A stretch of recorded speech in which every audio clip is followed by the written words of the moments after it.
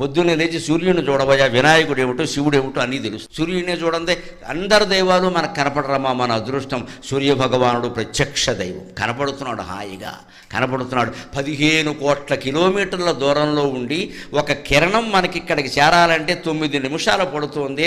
అంత 9 నిమిషాల్లో కొన్ని కోట్ల కిరణాలని భూమండలానికి అందించి భూమండలాన్ని అంతటినీ తేజోవంతం చేస్తున్న సూర్యుడికి ఎన్ని నమస్కారాలు చేస్తే రుణం తీరుతుంది. అందుకే హిందువులు కనిపెట్టిన ఒకే ఒక యోగాభ్యాసం సూర్య నమస్కారం. యువతరం అంతా అది చెయ్యాలి.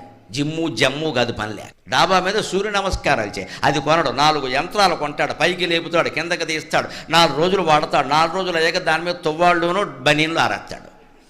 అది ఎందుకు కొన్నామంటే తువ్వాళ్ళు బనీన్లు ఆరేడారు. సూర్య నమస్కారానికి యంత్రంతో పని లేదండి. ఓ తుండుగొడ్డ, ఓ చాపోటి డాబా మీద వేసుకుంటే హాయిగా చేయి, ఒళ్ళంతా బాగుంటుంది. రోజు సూర్య నమస్కారాలు చేసేవాడికి, రోజు సూర్యోదయం సూర్యాస్తమయం చూసేవాడికి డి విటమిన్ లోపం రాదండి అసలు.